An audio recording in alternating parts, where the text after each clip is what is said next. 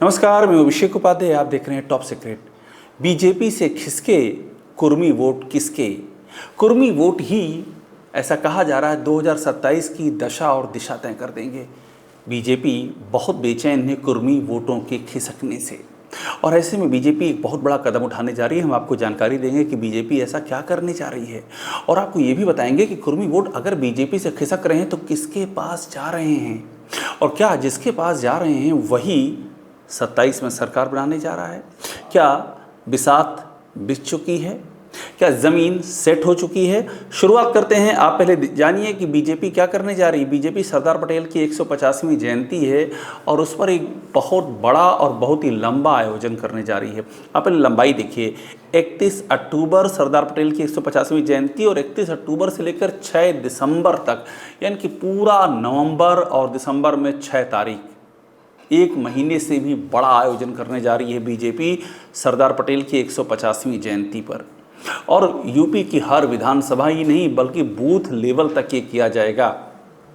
इसका संदेश बहुत बड़ा है और संदेश बहुत ही क्लियर है। ये सीधे तौर पर कुर्मी वोटरों को एड्रेस करने की कोशिश है। वे कुर्मी वोट जो बीजेपी के पाले से खिसक चुके हैं। अब आप जान लीजिए कि यूपी में कुर्मी वोटरों की ताकत क्या है। हुकुम सिंह कमेटी एक आई थी साल 2001 में। राजनाथ सिंह सीएम थे और राजनाथ सिंह ने उस समय एक दांव चला था कि हम बंटवारा करके देखते हैं, पिछड़ों में भी जो सबसे अधिक पिछड़े हैं, ABC 3 कैटेगरी, उनका बंटवारा करते हैं ताकि ये जो कंसल्टेशन हो रहा है OBC वोटर्स के साथ का, उस समय मुलायम सिंह यादव समाजवादी पार्टी के मुखिया थे, तो उसको रोकने के लिए ये पूरा का पूरा कदम उठाया गया था। हुकुम सिंह कमेटी बनाई गई थी। और आप ये तय मानिए कि जब भी कोई सरकार, बड़े फैसले कब होते हैं? जब सरकार संकट में होती है तो बड़े फैसले करती है। राजनाथ सिंह की सरकार उस समय संकट में थी, क्योंकि तीसरे बीजेपी में उस दौर में कल्याण सिंह बदले गए थे, उसके बाद राम प्रकाश गुप्ता बदले गए थे और उसके बाद राजनाथ सिंह थे। और ये घटना है 2001 की। 2002 में चुनाव आने वाले थे तो हालत बीजेपी की ख़राब थी। तो ऐसे में ये कहा गया कि एक प्रयोग करके देखते हैं कि पिछड़ों में बंटवारा करके देखते हैं किसको कितना वोट मिल सकता है। और उसी में ये जब हुकुम सिंह कमेटी की रिपोर्ट आई, उस रिपोर्ट ने जो बात सामने रखी वो बड़ी इंपॉर्टेंट थी।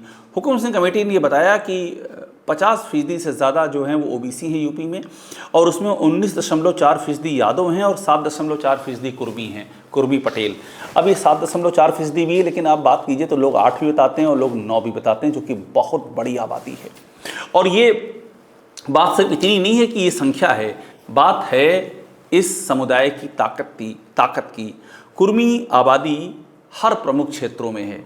ये इनकी ताकत है, ये अर्न की है, अपनी प्रतिभा से अर्न की, अपने टैलेंट से अर्न की है, मेहनत से अर्न की है।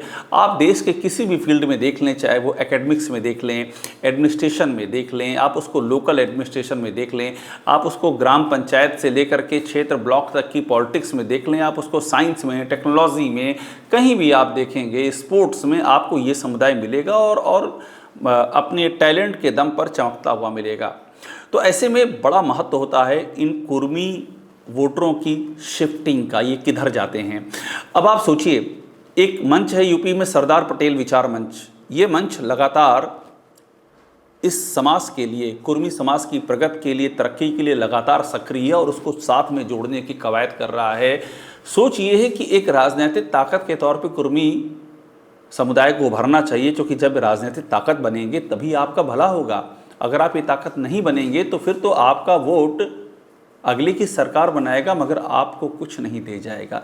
इसलिए सरदार पटेल मंच काम कर रहा है। और अभी हाल ही में बड़ी चर्चा हुई थी जब कुटुंब के नाम पर ठाकुर विधायकों की बैठक हुई, और उसके बाद इस सरदार पटेल विचार मंच ने अपनी बैठक बुलाई, जिसमें कि कुर्मी विधायक बड़ी तादाद में आ गए। और जब कुर्मी विधायक बड़ी तादाद में आए तो पूरे उत्तर प्रदेश में गहमा गहमी हो गई कि क्या होने जा रहा है। और इस गहमा गहमी की होने की वजह भी मैं आपको वजह बताता हूँ कि गहमा गहमी हो क्यों गई। इसके पीछे की बड़ी सॉलिड वजह है। सबसे बड़ी वजह है कि कुर्मी वोटों की ताकत देखिए। हम विधायकों की बात कर रहे हैं। 2022 में जब चुनाव होता है तो 41 MLA कुर्मी समाज देता है। 41 इंपॉर्टेंट क्यों है? 2017 में ये संख्या 34 थी। 34 से 7 और बढ़ गए 41 हो गए।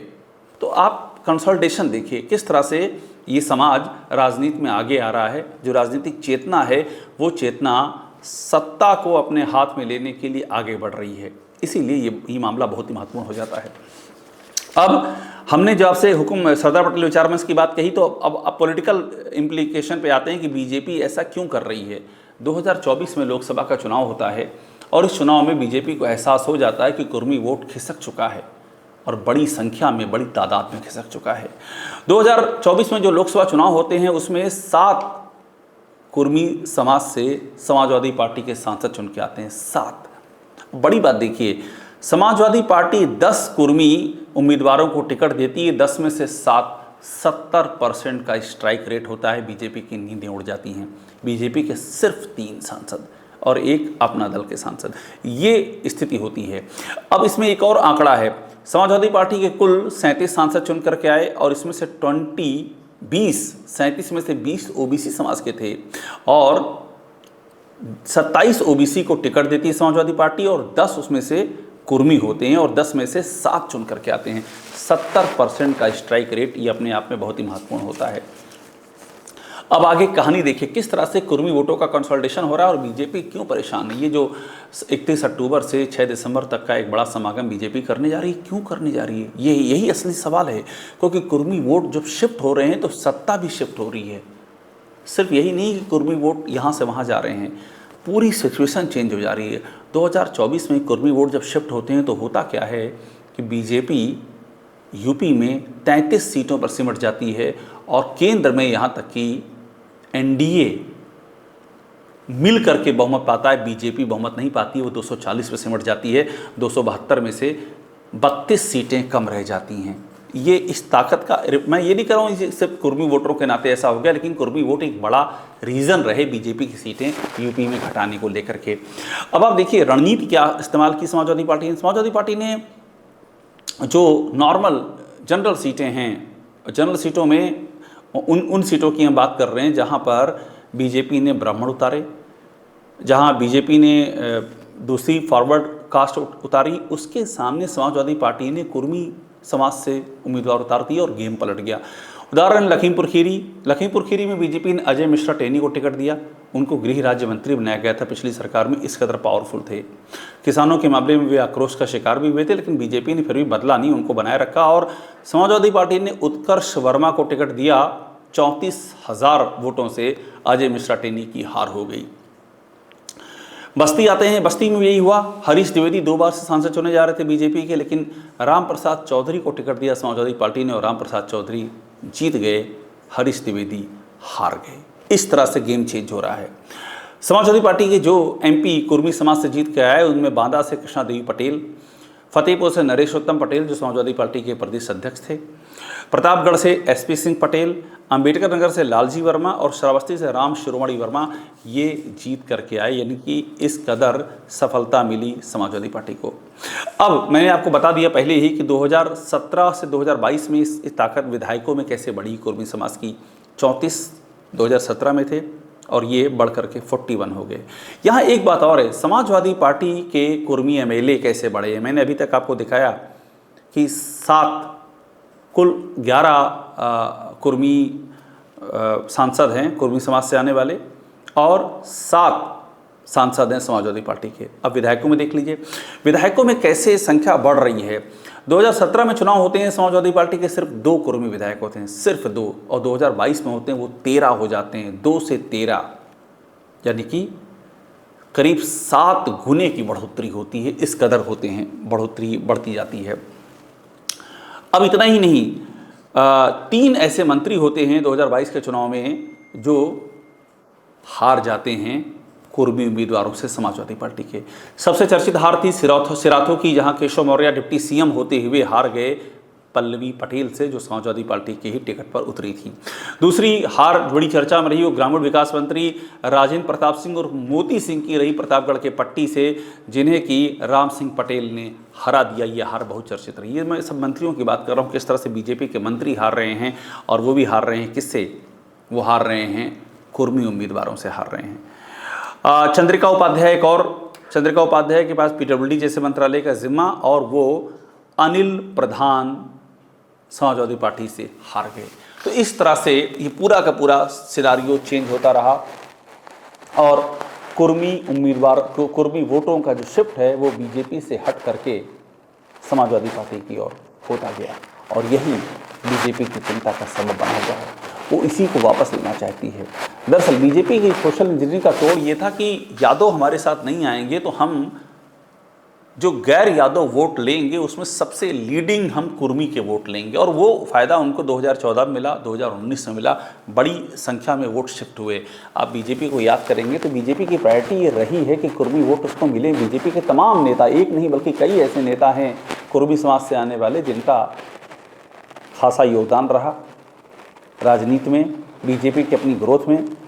आप जैसे कि उदाहरण दें, ओम प्रकाश सिंह सिंचाई मंत्री रहे, बीजेपी के प्रदेश अध्यक्ष रहे, उनके बीजेपी में योगदान को कौन भूल सकता है।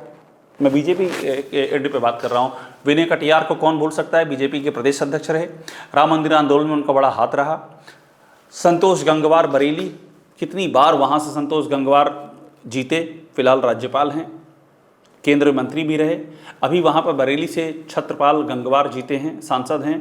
एक और बीजेपी के सांसद प्रवीण पटेल हैं, प्रवीण पटेल जीते हैं फूलपुर से और बीजेपी के एक और सांसद पंकज चौधरी हैं, वो जीते हैं महाराजगंज से। लेकिन ये संख्या काफ़ी कम हो गई है, एक ज़माने में दबदबा हुआ करता था। समाजवादी पार्टी में भी देखें, बेनी प्रसाद वर्मा, उनके काम को, उनके योगदान को कहीं भी कम करके नहीं आंका जा सकता है। केंद्रीय मंत्री रहे, प्रदेश मंत्री रहे, समाजवादी पार्टी के संस्थापक रहे। राम पूजन पटेल फूलपुर से 3 बार सांसद रहे, कांग्रेस में रहे, जनता दल में आए, वीपी सिंह सरकार में मंत्री भी बने राम पूजन पटेल। ये उस दौर की ताकत थी। और सोनेलाल पटेल, उनकी चर्चा किए बगैर ये चैप्टर क्लोज नहीं हो सकता है। सोनेलाल पटेल ने एक ऐसी पार्टी खड़ी कर दी, हालांकि वो खुद कभी सांसद का चुनाव नहीं जीत पाए, फूलपुर से हारे, एक नहीं बल्कि कई बार हारे, मगर इस हार के बावजूद भी वो अपनी पार्टी की जड़ों को मजबूत करते गए और आज अपना दल सोनेलाल पटेल की बदौलत लखनऊ में भी पावर में भी है और दिल्ली में भी वो पावर में है। तो ये कुर्मी वोटों की एक बड़ी जंग शुरू हो रही है। बीजेपी पुरानी गलतियों से सबक लेना चाहती है और इस बात की भी संभावना है कि आने वाले वक्त में जो बीजेपी में परिवर्तन होने जा रहा है उसमें संगठन के पद पर भी आप इस समाज की अहम भागीदारी देख सकते हैं, यही मैसेज देने के लिए। तो 31 अक्टूबर से बीजेपी का अभियान शुरू हो रहा है, 6 दिसंबर तक चलेगा। इसके क्या नतीजे होंगे, इसमें और क्या डेवलपमेंट होंगे, क्या बातें एड्रेस की जाएंगी, क्या बातें छूट जाएंगी और उधर से विपक्ष से क्या जवाब आएगा, ये सारी चीज़ें बहुत इंपॉर्टेंट होंगी। लेकिन इस बीच में आप ये समझ लीजिए कि ये समुदाय पॉलिटिकली बहुत ही ज़्यादा जागृत समुदाय है, कुर्मी समुदाय, और ये अपनी ताकत के लिए, अपनी मजबूती के लिए और अपने समाज की बेहतरी के लिए इसके जो अगुवा हैं वो कुछ ऐसी रणनीति बनाने में जुटे हुए हैं जो कि 2027 का जो भी परिणाम हो उसमें इस समाज की भागीदारी को अनिवार्य कर दे, उसे अपरिहार्य कर दे। टॉप सीक्रेट देखते रहिए, लाइक कीजिए, इसे सब्सक्राइब ज़रूर कीजिएगा।